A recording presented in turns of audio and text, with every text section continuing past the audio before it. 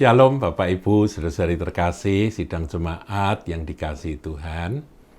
Turun akan segala berkat-berkat terbaik atas saudara-saudari sekalian. Kita masih melanjutkan akan peran dan karya Roh Kudus. Saudara, kemarin kita sudah belajar tentang hukum roh yang memberi hidup, itu telah memerdekakan kita semua di dalam Kristus, in Christ, dari hukum dosa dan hukum maut. Kita sudah belajar ya saudaraku ya, hukum dosa itu apa, hukum maut itu apa. Jadi hukum dosa akan dilanjutkan dengan hukum maut. Itu adalah nasib dari semua manusia. Kecuali mereka tinggal di dalam Kristus, karena di dalam Kristus berlakulah hukum roh. Hukum roh ini menyelesaikan masalah hukum dosa dan hukum maut. Hukum harus dilawan dengan hukum ya. Tetapi hukum roh berlaku hanya di dalam Kristus. Nah, sekarang kita lanjutkan saudara penjelasan tentang hal ini. Masih Roma 8, sekarang ayat 3. Sebab apa yang tidak mungkin dilakukan hukum Taurat karena tidak berdaya oleh daging, telah dilakukan oleh Allah. Dengan jalan mengutus anaknya sendiri dalam daging. Yang serupa dengan daging, yang dikuasai dosa karena dosa. Ia telah menjatuhkan hukuman atas dosa di dalam daging. Ayat 4, supaya tuntutan hukum Taurat digenapi di dalam kita yang tidak hidup menurut daging, tetapi menurut roh. Nah, kita berhenti dulu. Sampai di sini kita berhenti, saudaraku. Saudara, ayat 3 ini menarik, karena di sini muncul satu hukum lain. Kita sudah belajar ada 3 hukum ya, kemarin ada hukum dosa, hukum maut, yang diselesaikan dengan hukum roh. Betul ya? Hukum roh yang memberi hidup, telah memerdekakan kamu dari hukum dosa dan hukum maut. Kemudian sekarang dimunculkan cerita tentang hukum Taurat. Nah, hukum Taurat ini sebetulnya apa? Ini sejarah, saudaraku. Jadi umat manusia sejak berdosa, Adam dan Hawa itu berdosa, maka seluruh keturunannya itu adalah orang-orang yang berdosa yang dikuasai hukum dosa dan hukum maut, ya kan?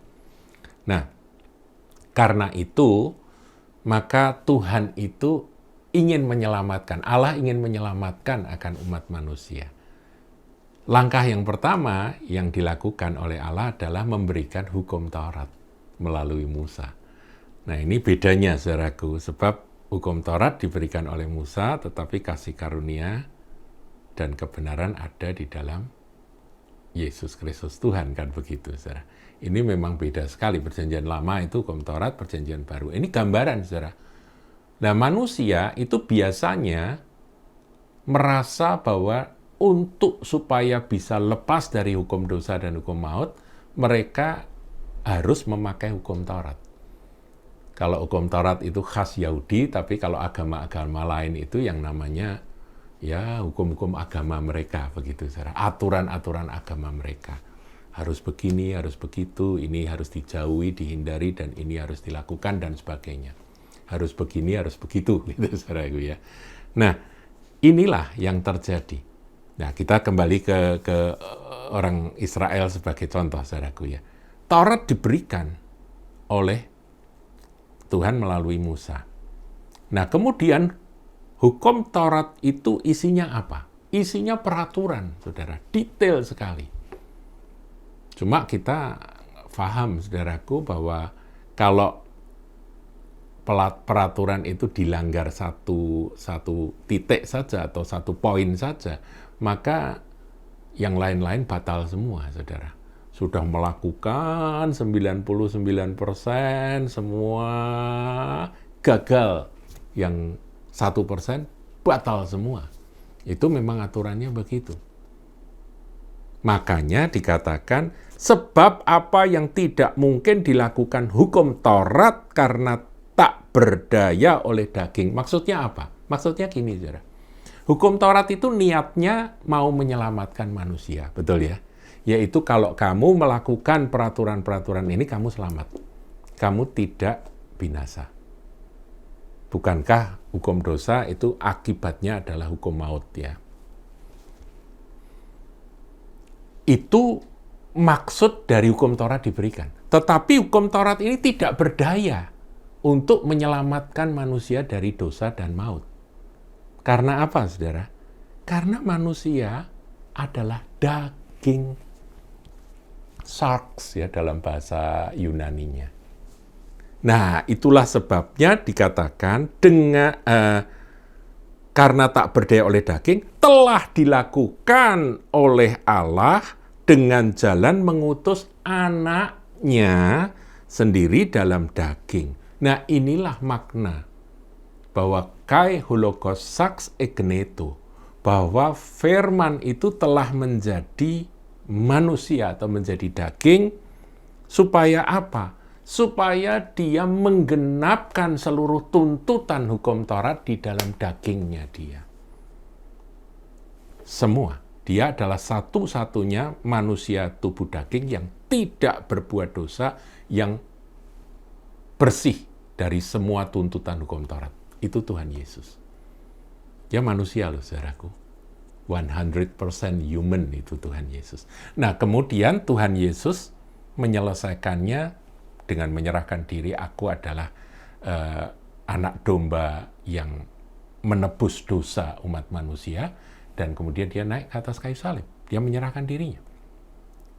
Dan di sanalah hukuman atas dosa dijatuhkan pada tubuhnya Yesus Kristus. Saudara, jadi paham ya, Roma 8 ayat 3 ini maksudnya apa? Jadi ketika kita percaya pada Tuhan Yesus yang mati tersalib ganti kita, itu sebetulnya dia mewakili kita menerima hukuman. Hukuman atas dosa manusia. Dia menanggung. Nah, kemudian supaya tuntutan hukum Taurat digenapi di dalam kita melalui korban Kristus itu, tetapi kita pun dituntut yang tidak hidup menurut daging, tetapi menurut roh. Inilah fungsi Roh Kudus, saudaraku. Jadi Roh Kudus itu diberikan supaya kita ini boleh lepas dari keinginan-keinginan daging. Nah, saudara nanti baca sendirilah keinginan daging itu apa saja di dalam Galatia pasal 5 ayat 19, 20 dan seterusnya itu ada. Jadi keinginan daging manusia ini hanya bisa dikalahkan dengan roh. Dan hukum roh itu yang akan melepaskan kita dari hukum dosa dan hukum maut. Yaitu dengan iman kita bahwa Tuhan Yesus sudah menyelesaikannya. Sudah menanggung akan segala penghukuman akibat dosa manusia itu. Nah, saudaraku, kita berhenti sampai di sini dulu. Ya, jadi fungsi Roh Kudus itu seperti apa? Begitu hebatnya, dialah yang melepaskan kita dari tuntutan hukum Taurat itu. Tetapi ada tanggung jawab, yaitu kita tidak hidup menurut daging, tetapi menurut roh. Tuhan Yesus memberkati.